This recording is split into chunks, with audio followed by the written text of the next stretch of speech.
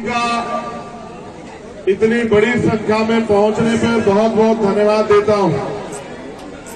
सबसे पहले धन्यवाद देता हूं हमारी माओं का, बहनों का, बच्चियों का, जिनका प्यार आशीर्वाद मुझे हमेशा मिलता रहा।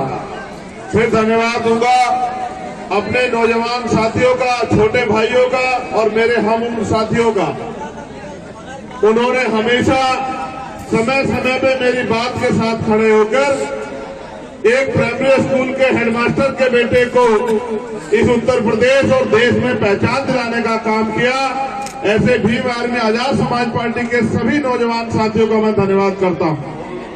मैं धन्यवाद करता हूं मुझसे उम्र में बड़े हमारे सम्मानित बुजुर्गों का, बड़े भाइयों का, मीडिया के साथियों का भी, पुलिस के साथियों का भी मैं धन्यवाद करता हूं।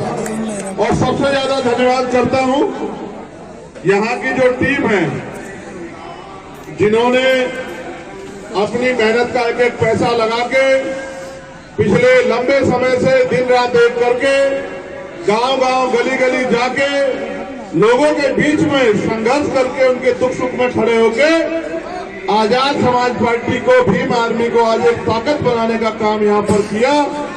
ऐसी हमारे यहाँ की पूरी टीम लोकसभा चुनाव की तैयारी को लेके जिला स्तरीय कार्यकर्ता सम्मेलन चल रहे थे। पहला सम्मेलन हम लोगों ने इटावा में किया, दूसरा उन्नाव में, और आज सीतापुर में, कल आजमगढ़ में, परसों मऊ में।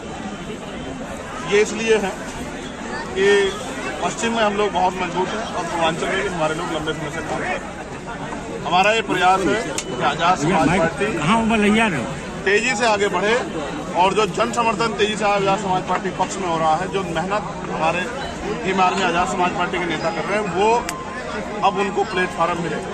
अब उनके लोग लोकसभा जीते, उनके लोग आगे बढ़े और जाके जनता के हितों के लिए संसद में जाके अपनी बात रखें। इसी बात के मद्देनजर आज सीतापुर में सम्मेलन हुआ। ऐतिहासिक दिन की बहुत सारे लोगों को उन्होंने प्यार आशीर्वाद दिया। मैं सीतापुर के सभी जिले, मंडल, विधानसभा, बूथ, सेक्टर के सभी नेताओं का बहुत बहुत धन्यवाद करता हूँ। उन्होंने काफ़ी ताकत लगाई और मैं यहाँ के मीडिया का भी धन्यवाद करता हूँ। उन्होंने एक लंबे समय इंतजार करके जब मेरी बात बनारस में बेटियों की घटनाओं को लेकर क्या कहना चाहिए? जो लड़की के साथ दुष्कर्म किया गया, वो तीनों ही जो आरोपी हैं वो भारतीय जनता पार्टी से जुड़े हुए हैं और ये उनकी कोई पहली घटना नहीं है। जिनको आज की सरकार में अपराधियों को सत्ता का संरक्षण है, इसका खामियाजा बहन बेटों को भुगतना पड़ रहा है, आम आदमी को भुगतना पड़ रहा है। क्या राम मंदिर जो है प्राण प्रतिष्ठा में शामिल होंगे आप? देखिए, ये बीजेपी का कार्यक्रम है, क्योंकि कुदरत के घर जाने के लिए किसी न्योते की जरूरत नहीं होती। वो जो न्योते मिल रहे हैं, मुझे तो न्योता नहीं मिला। ये भाजपा कार्यक्रम है और ये चुनावी एजेंडे के अनुरूप ये कार्यक्रम है। अगर हम आदमी का व्यक्तिगत इशू, आप अलग, आपकी आस्था किसी में हो सकती है, मेरी किसी में हो सकती है। लोग अपने माँ बाप को भी भगवान मानते हैं, कुछ लोग ऐसे होते हैं कि माँ बाप को भी कुछ नहीं मानते। सर, जैसे तो मेरा मानना ये है, सर जैसे कि आपने भी बताया कि आजम खान जेल में बंद है, क्या सर मिलने जाएंगे उनसे? मेरा मानना ये है कि धर्म को राजनीति में नहीं जोड़ना चाहिए, इसके नुकसान। धर्म व्यक्ति को जोड़ने के लिए, धर्म इंसानों के लिए, लेकिन अगर इंसानों को यूज धर्म के लिए होगा तो ये खतरनाक है। पहले भी कई बार इसके नुकसान उठाने पड़े हैं। डॉक्टर रितु सिंह सर, पहले भी कई बार इसके नुकसान उठाने पड़े हैं और भविष्य में भी इसके नुकसान उठाने पड़ेंगे। इसलिए क्योंकि राष्ट्र सबका है, अनेक धर्मों के लोग भारत में निवास करते हैं। सबकी भावनाओं का ध्यान रखते हुए सरकार को काम करना चाहिए। सरकार सबकी होती है। सरकार को टैक्स कोई एक आदमी नहीं देता, कोई एक जाति नहीं देती, एक धर्म देता, सब लोग टैक्स देते हैं। तो सरकार का जो की जिम्मेदारी वो सब लोगों की पड़ती है, ना कि किसी एक व्यक्ति, किसी एक बिजनेसमैन या किसी एक नेता या किसी एक समाज के। आप बताएं सर। डॉक्टर रितु सिंह 115 दिनों दिल्ली में विश्वविद्यालय के बाहर बैठी हुई, उनको सरकार ने, वो पुलिस वालों ने डिटेन करके और कहा कि धारा 144 लागू है। लगातार 115 दिनों से रितु सिंह बैठी हुई, उनको न्याय नहीं मिल रहा है। इसके बारे में क्या कहेंगे? आप दिल्ली से हो? सर, मैं हरदोई से हूँ।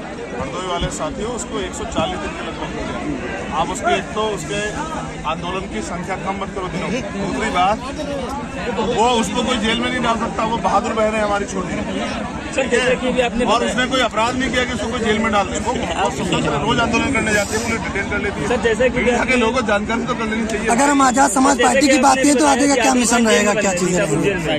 क्या सर आप जेल में मिलने जाएंगे आजम खान से? देखिए, मेरी बहुत इच्छा थी जेल में मिलने जाने की, लेकिन आप जानते हैं कि प्रशासन उसकी कोई परमिशन नहीं दे रहा। और अगर ज्यादा जल्दबाजी होगी तो ऐसा ना हो कि अभी आजम साहब यहाँ है, थोड़ी देर में किसी और जेल में शिफ्ट कर देना है। आप भारतीय जनता पार्टी सरकार को जानते हैं, ये बदलाव के लिए काम नहीं करती, बदले के लिए काम करती है। अगर हम आजाद समाज पार्टी की बात करें तो आगे क्या मिशन है और क्या चीजें रहेंगी? देखिए, आजाद समाज पार्टी भविष्य में क्या करेगी, ताकत आने वाली, ये मैंने आप सब लोगों को बता दिया। और आजाद समाज पार्टी अभी हर उस गरीब, कमजोर, जाति से ऊपर उठ के हर उस व्यक्ति की आवाज है जिसके साथ अन्याय हो रहा है या जिसकी भी समस्या। आजाद समाज पार्टी क्या गठबंधन से लड़ेगी या अकेले लड़ेगी? ये आजाद समाज पार्टी का इसका फैसला मैं पार्टी का वर्कर हूँ, ये पार्टी का फैसला। आप सीतापुर वासियों को क्या संदेश देना चाहते हैं? मैंने संदेश दे दिया।